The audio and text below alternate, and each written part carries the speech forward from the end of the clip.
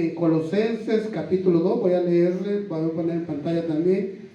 En Colosenses capítulo 2, versículos 13, 14 y 15. Hermanos, lo que vamos a ver hoy es, el domingo pasado comenzamos a tratar de entender qué es lo que sucedió en la Semana Santa, en la última semana, en la que vamos a recordar en la última semana de este mes, la Semana Santa. El domingo pasado vimos que Jesús vino con el propósito de llegar a la cruz. Pero ¿para qué él quería llegar a la cruz? Porque él quería ser crucificado. ¿Cuál era ese era el propósito de él? Eso lo vimos el domingo anterior. Hoy vamos a ver porque que él deseaba pagar la deuda que nosotros teníamos. Y vamos a tratar de entender qué es esa deuda. ¿Qué tan grande era esa deuda? Así es que vamos a leer en Colosenses capítulo 2, versículo 13. Y dice así: y a vosotros, estando muertos en pecados y en la incircuncisión de vuestra carne, os dio vida juntamente con él, perdonándoos todos los pecados. Versículo 14.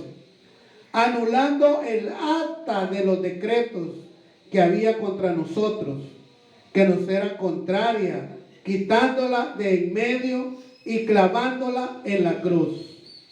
Y terminamos con el versículo 15 que dice: y despojando a los principados y a las potestades, los exhibió públicamente, triunfando sobre ellos en la cruz. Padre, gracias por esta enseñanza.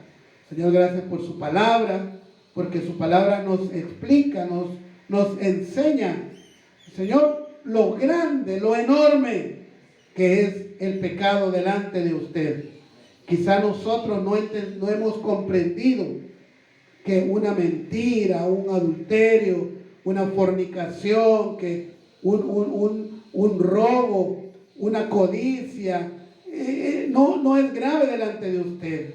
Ayúdanos a comprenderlo, lo delicado, lo grande, lo grave que es el pecado delante de su presencia, porque usted es un Dios santo. Ayúdanos a entender esa enorme deuda que teníamos y que Cristo la pagó para todos los que hemos nacido de nuevo. En el nombre de Jesús. Amén. Amén. Muy bien, hermanos, pueden tomar su asiento. Fíjense que, hermanos, muchas personas que somos creyentes de Jesús, ¿verdad? Que decimos que hemos creído en Jesucristo, quizá no sabemos, quizá lo hemos hecho porque alguien nos ha invitado a la iglesia, quizá lo hemos hecho porque los demás lo hacen, ¿verdad? Porque la familia lo hace, porque la familia me dijo: acepta a Jesús. Y no valoramos de dónde nos ha sacado el Señor. Y no me voy a enfocar, hermanos, a que nos sacó del alcoholismo, que nos sacó de la vida libertina, que nos sacó de andar trasnochando, que nos sacó de andar allá en el caso de los hombres, con un montón de mujeres, en el caso de las mujeres ahí ofreciéndose con los hombres, que no voy a hablar de eso, porque eso es consecuencia de haber pecado. Voy a tratar de explicar de la manera que yo entiendo lo enorme o lo grande de ese pecado delante de Dios. Sabemos que Dios es santo. Bueno, allá en Isaías capítulo 6 dice que Él es 3 veces santo. Y muchos decimos, ¿verdad? Ok, el Padre es santo, el Hijo es santo, el Espíritu es santo. Puede ser que así sea. Pero el hecho de que es 3 veces santo es que Él es santísimo. Es decir, ya no hay más santo que Él. ¿Y qué significa que Él sea santo? Hermanos, significa que de Él no puede venir nada malo. Eso significa que es santo, que de Él no puede venir ninguna maldad. Pero déjeme decirle que también la maldad la creó Dios. Dios creó la maldad. Porque no hay nada que Dios no haya creado. Así dice la Biblia. No hay nada que Dios no haya creado. Y como le decía hace un momento, en los himnos, entre los himnos que estábamos cantando, que es cierto que Dios es amor. La Biblia así lo dice. Dios es amor. Que Dios es misericordioso. Que Dios, Él mismo dio su vida para que usted y yo seamos salvos. Es cierto, todo eso es cierto. Pero no fuera Dios si Él no condenara el pecado. Para que Él sea Dios, así como ama a cada uno de nosotros, Él está en contra de todo rebeldía, digamos, de toda rebelión, de todo egoísmo que hay en las vidas nuestras. Él está en contra de todo eso. Pero es Dios de amor y es Dios bueno. Entonces la gente, mucha gente, y quizás muchas veces nosotros mismos decimos, no, Dios me va a perdonar. El último día, cuando yo le pida perdón, yo sé que Dios me va a perdonar. Puede que sí, hermano. Yo creo que si se arrepiente, lo va a hacer. Pero ¿cómo está seguro? ¿Cómo está segura una persona que va a tener el chance, el tiempo de pedir perdón? Imagínense que va en un carro o que va de peatón, va caminando ahí, y un carro vino y se lo pasó llevando. ¿Qué chance le dio de pedir perdón? No hubo tiempo. Simplemente se lo pasaron arrollando y murió. O por ejemplo hay unos videos de cómo han muerto algunos que andan en moto. Hermanos, yo la vez pasada, vi un video de que iban la moto, pero 2 motos disparadas a toda velocidad y un camión a más adelante cruzó y no se lograron detener y fueron a estrellarse contra la cama del camión, ¿verdad? Todo que la cabeza se destruyó y el cuerpo cayó ahí. ¿Qué chance le queda ahí de pedir perdón a Dios? No hay chance. No. Diferente es cuando hay tiempo, dice Isaías, que busquemos a Jehová mientras puede ser hallado, ¿verdad? Mientras hay tiempo, allí es donde nosotros tenemos la oportunidad. Pero bien, vean, no sé si esto pueda servirnos para entender cómo es el pecado. Dios tiene el cielo, el tercer cielo, ¿verdad? Hay 3 cielos, como lo dice la Biblia, hay 3 cielos. Lo que nosotros vemos es donde está el aire, ¿verdad? Está el planeta Tierra, ¿verdad? Y hay una capa que hace que el aire con el que nosotros vivimos no se vaya, quede encerrado. Ese es el primer cielo.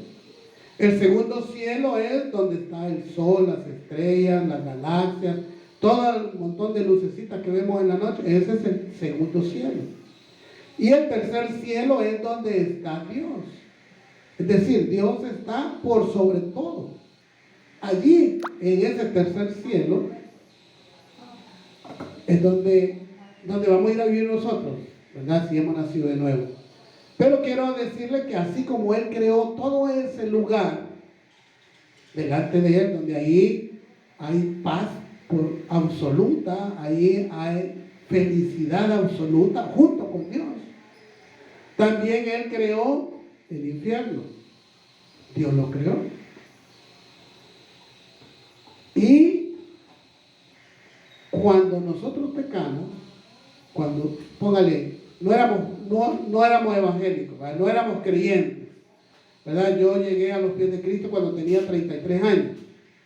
Entonces voy a decirle que cuando yo tenía 30, ¿verdad? Por ejemplo, cuando yo tenía 30 años, yo andaba haciendo ahí un montón de tonteras, ¿verdad? Y eso ya me habían anotado, porque aquí dice en el versículo 2, creo ver, en el 2:14 dice, anulando el acta de los decretos que había contra nosotros. Es decir, cada travesura, yo le llamo travesura, ¿verdad? Pero cada pecado, cada vez que yo adulteraba con mi esposa, ¿verdad? Porque estando casado yo andaba allá de mariposero, ¿verdad? Antes de creer, de aceptar a Jesús. Entonces, se lo voy a explicar de esta manera, que se me anotaba a mí, René Rodríguez, se me anotaba, te fuiste con la fulana tal fecha. Ya estoy marcado. Y a la otra semana, te fuiste con la sultanita en esa otra fecha.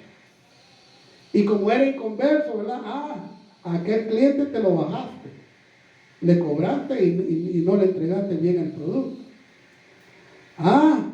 Y también fuiste piedra de tropiezo porque invitaste a un montón de bolos ahí y ellos cada vez fuiste piedra de tropiezo. Todos me iban anotando. Ese es el acta, aquí dice, el acta de los decretos que había contra mí. Entonces, desde la primera línea en contra de mi vida, mi destino es el infierno, porque ese pecado delante de Dios es grande y es grave. Mucha gente dice, no, mire, yo digo mentiritas blancas para que el niño me entienda. No, hermano, esa mentirita es mentira. Y si yo le preguntara a usted, ahí contéstese usted, en toda su vida, ¿cuántas mentiras habrá dicho? ¿Podrá contarlas? ¿Cuántas mentiras habré dicho yo? Yo no me acuerdo. Inmensas cantidad de mentiras.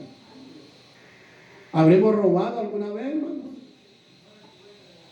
¿Habremos tomado algo ahí que no era de nosotros y lo estaba ahí mal puesto y esto me va a servir a mí?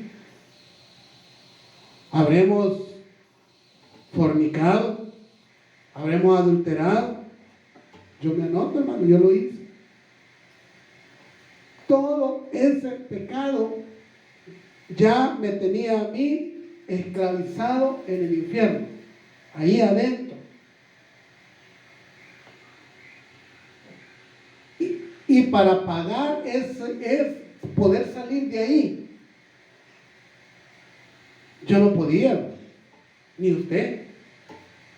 Entonces vino Jesús y Él quiso pagar la deuda, esa deuda, para sacarnos de ahí. Él quiso pagarlo. No había nadie en el mundo que pudiera hacer una obra como la que hizo Jesús, porque todo en el mundo estamos contaminados de pecado. Entonces, si alguien se decía, mira, yo soy muy bueno y quiero que me crucifiquen por el pecado de todos los, no podía, porque adentro hay pecado. Dice allá en el libro de Levíticos que el pecado está en la sangre. Así dice Levítico. Es decir, que todo humano, hombre y mujer, estamos contaminados. Entonces, dice allá en Efesios capítulo 2 que Dios, reunido ahí, el Padre, Jesús y el Espíritu reunidos ahí, dijeron, ¿cómo podemos hacer? Y Jesús se ofreció. Él se ofreció a venir a esta tierra. El Dios de todo poder, el Dios que creó todo esto, se humilló para darnos una salida del infierno. Él quiso pagar la deuda. El domingo pasado veíamos que el propósito de la venida de Jesús a la tierra era llegar a la cruz. Eso vimos el domingo pasado, llegar a la cruz. Pero una vez que Él llegó a la cruz, Él lo que quería era pagar lo que usted y yo le debíamos a Dios, porque por eso estábamos destinados al infierno. Y de ahí no había manera de salir, hermano, no había manera de salir. Porque el pecado delante de Dios es terriblemente grave, terriblemente pesado, no sé cómo describirlo, terriblemente malo delante cualquier pecado, sea una mentirita chiquita, blanquita, o sea una gran mentirota, ¿verdad? Haya fornicado cuando era soltero una vez o lo haya hecho 1000 veces, ya era pecado delante de Dios. Pero Jesús quiso, Él voluntariamente se ofreció. Entonces, cuando usted y yo valoramos, si lo hacemos, hermano, yo comencé a valorar, en realidad yo ya tenía quizás como unos 5 años de ser creyente, que yo iba a la iglesia y todo, y hubo un pastor ahí que fue invitado allá en la iglesia central y explicó esto. Y yo comencé a valorar, a darle valor a lo que Jesús hizo en la cruz. Y que en la Semana Santa, pues, lo recordamos, ¿verdad? Y, por ejemplo, hay iglesia, bueno, la iglesia tradicional que hace procesiones y van ahí. Pero, ¿de qué sirve, hermanos, andar detrás de un carretón de esos si no cambiamos? Si no cambiamos. Porque Dios al final lo que quiere es que cambiemos. Él se entregó en esa cruz y pagó nuestra deuda para que ya no volvamos a tener como destino el infierno, sino que salgamos de ahí, que tengamos la promesa de la vida eterna, que como dice el apóstol Pablo, el día que muramos, ausentes del cuerpo, presentes al Señor. Para que cambiemos, ese es el propósito de Dios, que cambiemos nuestra vida. Que si antes decían, por decir algo, 100 mentiras al día, mire, yo no le voy a decir que no vamos a decir ninguna, quizás sí, vamos a decir unas 20, quizás unas 30, unas 10, lo menos posible, porque vamos a estar pendientes. No, yo no debo mentir, algunas se van a salir, pero yo no debo mentir, estar pendiente, estar vigilándome a mí mismo, estar cuidando de que yo no ofenda a la santidad de Dios. Porque Dios quiere un cambio en usted y quiere un cambio en mí, en cada uno de nosotros. Quiero ponerle, hermanos, también ahí en pantalla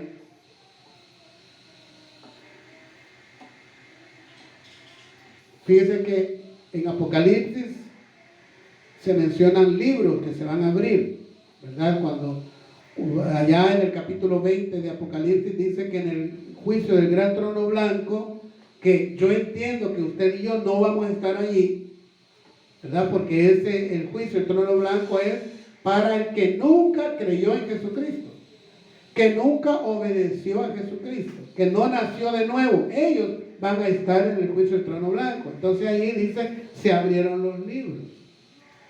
Y uno de esos libros, hermanos, es esta acta de los decretos que había contra nosotros, contra cada uno de nosotros. Y ahí va a decir, póngale que yo no reciba a Jesús en mi corazón, en la vida, y llegué, estoy suponiendo, llegué al juicio del trono blanco y ya va a decir, mira, en la fecha tal te fuiste a acostar con la fulanita y eras casado. Y en la fecha tal adulteraste con la sutanita y eras casado. Y ahí está la lista de todos mis pecados. De manera que, hermanos, cuando el Señor me diga al fuego, yo no tendría cómo defenderme, porque es cierto, porque yo había hecho eso. Entonces, si usted y yo hemos nacido de nuevo, y hoy en marzo del 2024 decimos, yo soy hijo de Jesucristo, yo soy hijo de Dios, ¿verdad? Ayer escuchaba a alguien que me dijo, todos somos hijos de Dios, y yo le corregí y le dije, no, no todos somos hijos de Dios, no, todos somos creación de Dios.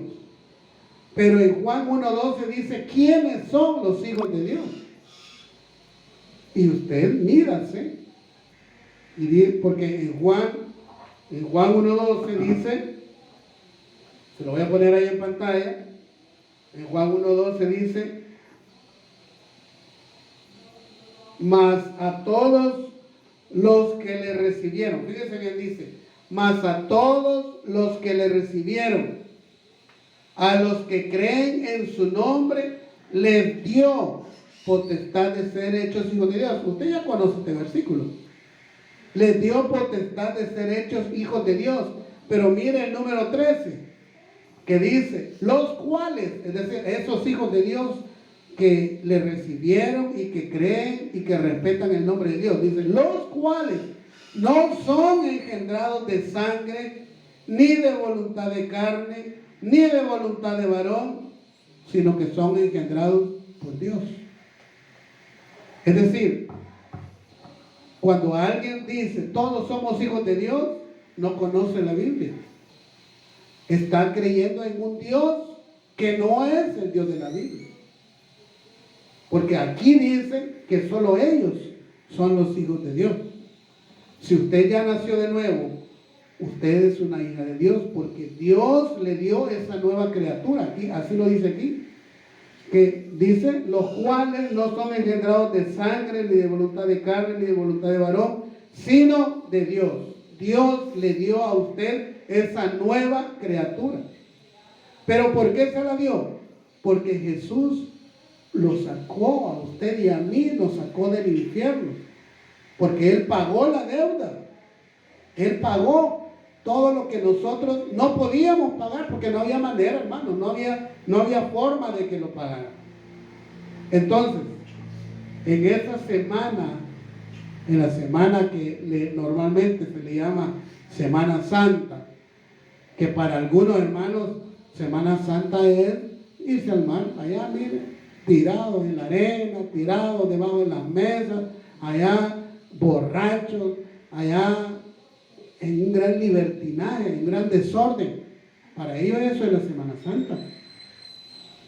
Pero en la Biblia vemos que la Semana Santa, hermanos, es para que recordemos lo que Jesús vino a hacer por nosotros.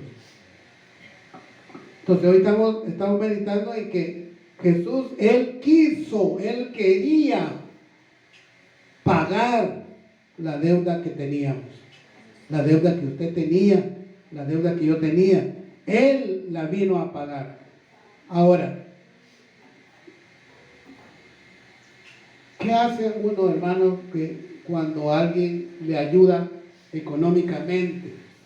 Se lo voy a poner así, ¿verdad? Cuando alguien le ayuda económicamente, por ejemplo, yo me acuerdo, hermanos, cuando trabajaba en la Tapachulteca, ¿verdad? La Tapachulteca desapareció, ¿verdad? Cuando yo trabajaba con don Sergio Torres, él era el dueño de esa empresa. Y yo me acuerdo, hermano, que cuando yo llegué a trabajar allí, yo iba destrozado, ¿verdad? O sea, yo ya estaba casado, quizás tenía como mis 3 años de estar casado. Pero yo llegué destrozado, hermano, porque con deudas y problemas, ¿verdad? Y yo me acuerdo que me dieron trabajo y comencé a trabajar. Yo ahí trabajé 11 años, hasta que la empresa murió.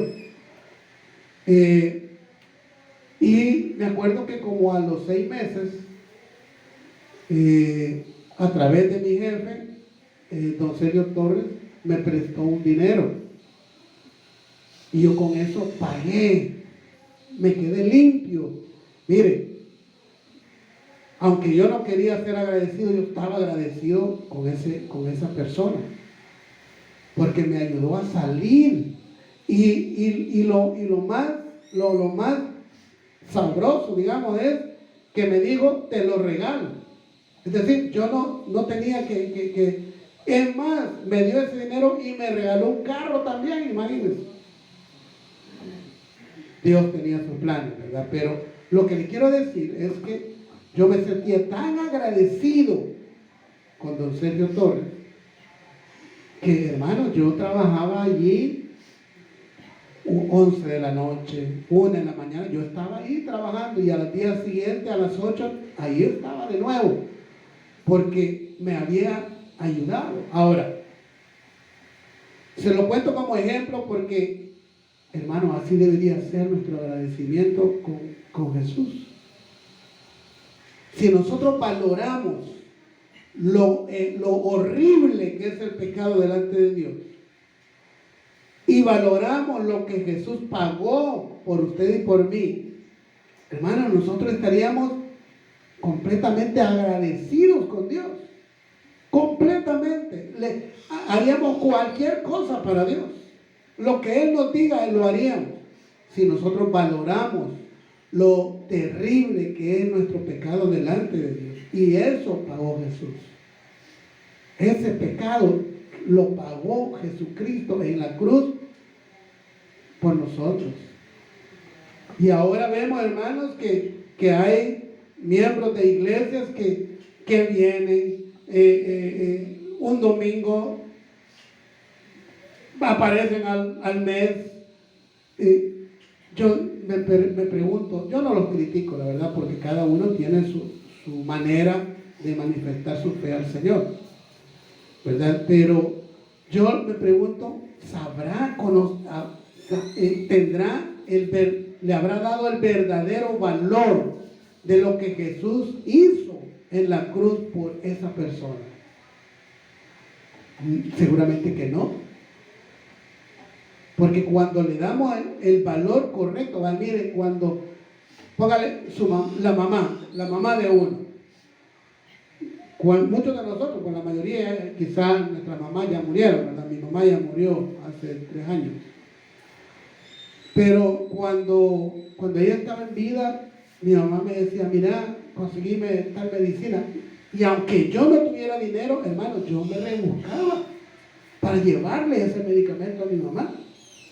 Yo iba a prestar, lo que sea, yo iba y se lo conseguía, porque era mi mamá. Ahora, si nosotros valoramos cuando la Biblia dice que Jesús con su sangre nos compró y que somos propiedad de Él, si nosotros valoramos realmente, y que para eso debe servir la Semana Santa, para valorar lo que Jesús hizo por usted y por mí, entonces, hermano, nadie nos andaría ahí empujando y diciendo, vaya a la iglesia, vaya a aprender de Jesús, lea la Biblia. Cada uno lo haría por agradecimiento al Señor. Así es que valoremos, hermano, démosle el valor completo y correcto de lo que Jesús pagó en la cruz. Yo no sé la vida que usted tenía antes de ser creyente. Yo más o menos le he ido contando la mía, ¿verdad? Pero usted sabe de dónde le sacó el Señor Jesús. Usted lo sabe, ¿verdad? Por ahí alguien dice que entre más grande es el pecado, cuando uno reconoce que el pecado es muy grande, más agradecido es con Dios, ¿verdad? Cuando más pequeñito es, pues, pero pecado delante de Dios es el pequeñito y el grande, es lo mismo. Es una ofensa a la santidad de Dios. Es estar en rebelión de lo que Él quiere para su vida y para mi vida. Hermanos, como les mencionaba, estos domingos vamos a estar como tratando de entender qué es la Semana Santa, qué es lo que pasó en aquellos días cuando Jesús llevaba la cruz a cuestas, que nos dice la Biblia desde donde estaba Pilatos hasta el Calvario, Él la llevó y lo iban golpeando. Y todo eso por amor a usted y a mí. Porque dice Juan 3:16 que todo aquel que en Él cree, no se pierde, mas tiene vida eterna. Vamos a orar, hermanos. Padre, gracias. Una vez más, Señor, le agradecemos. Padre, estos versículos en Colosenses que nos revelan, Padre, que en verdad había una lista anotada. Era un acta que estaba allí contra nosotros, pero que Jesús pagó para que esa acta ya no fuera tomada en cuenta. Y ahora Él hasta nos dice, lo leemos en Apocalipsis, que nos ha dado un nuevo nombre, para que los pecados que hemos cometido ya en ese nuevo nombre no se sabe quién es. Y nadie nos señale delante de su presencia, porque usted nos dio una nueva vida. Ayúdenos a que en verdad cambiemos, Señor, que cambiemos en nuestra vida, que cambiemos en nuestra manera de comportarnos con el prójimo, comportarnos con nosotros mismos, comportarnos con usted. Que cambiemos, Señor. Ayúdenos. Ayude a cada uno de mis hermanos y hermanas, Señor, que en verdad